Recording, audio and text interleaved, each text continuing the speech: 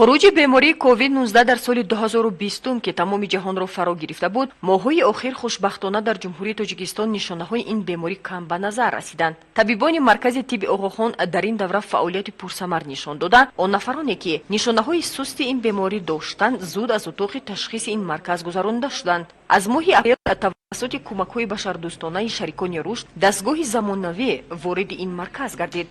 توسط این دستگاه طبیبان می‌توانند بیماری را نمایند. دستگاه 98 از 2% معلومات دقیق را پیشنهاد میکند. با گفته مدیر تشخیصگاه مرکز طب آقاخان سلطان بخت عادلبکова، همه روزه تعداد بیش از 8 نفر ساکنان شهر و نواحی ولایت مختار کوهستانی بدخشان به این مرکز مراجعت نموده از تشخیص لابراتوری میگذرند. از ماه اپریل سال جاری تا این جانب ساکنان ولایت از تشخیص واکنی زنجیره پلیمرازی یعنی PCR گذاشتن و خوشبختانه در یگان نفر نشانه بیماری کووید 19 مشاهده کرده نشد.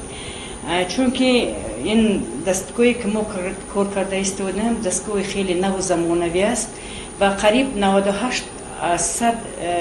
98% معلومات دقیق را نشان میده. لازم به یادآوری است که با وارد گردیدن دستگاه مخصوص در مرکز 2 نفر تجربه آموز زینب تیمکова و رومیا ایمتشویوا به کار جلب گردیده با این دستگاه کار و فعالیت میکنند. رومیا ایمتشویوا دانشجوی دانشگاه کانزاس به نام ادوارد دولت آمریکا بوده. دوام 2 ماه باز در این مرکز در تشخیصگاه فعالیت پرثمر دارد. او میگوید که من با این دستگاه در دولت آمریکا کار میکنم و توسط آن 6 ماه باز نفرانی که با های کووید 19 مراجعت میکنند تشخیص میکنم.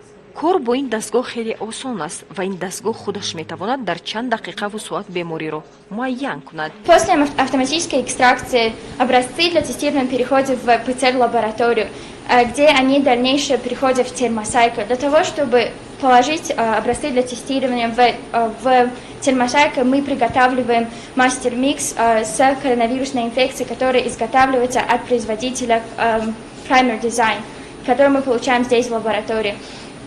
Он приготавливается с учетом, сколько образцов пришли для тестирования в эту лабораторию. Термосайка может тестировать 96 образцов за 1,5 часа. وقتی که به تشخیصگاه در مرکز طب آقاخان بیماران مراجعت میکنند، ما برای آنها کمک خود را سریع وقت میرسانیم، میگوید رومیا ایمتشویوا. دوام چند ماهی که من در این اتاق کار میکنم خوشبختانه از یگان نفر بیماری کووید 19 معین نشده است. Для того, чтобы приготовить мастер-микс, мы берем заранее заготовленный мастер-микс с коронавирусной инфекцией, добавляем их друг к другу. Потом мы их смешиваем с образцами с экстрактора. Из-за того, что мы делаем автоматическую экстракцию, наш тест является 98,2% эффективным. Термосайка работает по принципу настоящего времени. Этот процесс называется настоящее время ПЦР-реакция. В чем заключается настоящее время ПЦР-реакция? В том, что когда мы работаем с РНК, а не ДНК, мы должны РНК перевести в ДНК. Для этого мы используем термосайку. Термосайка – это то же самое, что и копий-машина, но когда копий-машина делает много копий бумаг, термосайка делает множество копий ДНК, которые мы называем здесь в лаборатории комплементным ДНК. Когда сэмплы переведены в дощечку или в тюбы для ПЦР-реакции, мы их переводим в ПЦР-аппарат. ПЦР-аппарат является автоматическим аппаратом и работает на основе флуоресценс или ультрафиолетового излучения. В этом аппарате является ранее заготовленная реакция, и она работает по принципу изменения температуры. Начальная температура этой реакции 55 градусов Цельсия, и она достигает до 100 градусов Цельсия. Здесь мы ставим имя реакции или число, в котором реакция проведена. Результаты с этой лаборатории будут готовы через 3 часа.